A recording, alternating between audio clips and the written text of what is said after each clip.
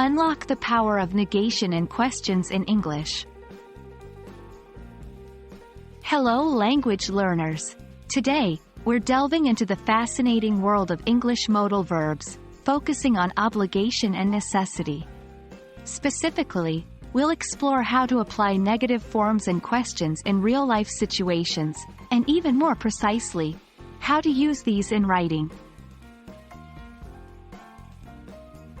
Let's quickly go over what we mean by negative forms and questions. Negative forms of modal verbs express an absence of obligation or necessity, like, you don't have to leave, or, she needn't worry. Questions with modal verbs, on the other hand, ask about the obligation or necessity, such as, do I have to go? Or, must we finish this today? Today, we'll learn to use these forms in writing. Negative forms are useful in writing to express a lack of obligation or necessity. They're used to deny permissions, state absence of requirements, or to say something isn't necessary. Here are a few examples. You don't have to write an essay on this topic. Students needn't bring their books tomorrow. Now, let's practice a bit. How about rewriting this sentence in a negative form? It's necessary to finish the report today.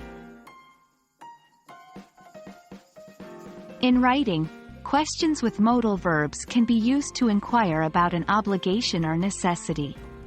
They're helpful in asking if something is required, necessary, or mandatory. Consider these examples. Do we have to complete all exercises?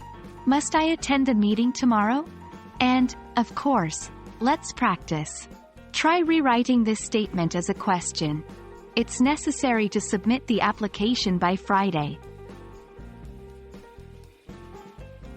Whether it's in an email, a text message, or a formal letter, negative forms and questions are indispensable in written English. They allow you to ask about obligations or express lack of necessity politely and accurately. Imagine you're writing an email to a professor, a friend, or a colleague. How would you use these forms? Here are a few examples. Hi Professor, do I need to include references in my assignment? Hey Alex, you don't have to pick me up today. I'll take a bus. Dear Mr. Brown, must we submit the project proposal this week? Remember, the key to mastering these forms is practice. And that wraps up our lesson on using negative forms and questions with modal verbs in writing.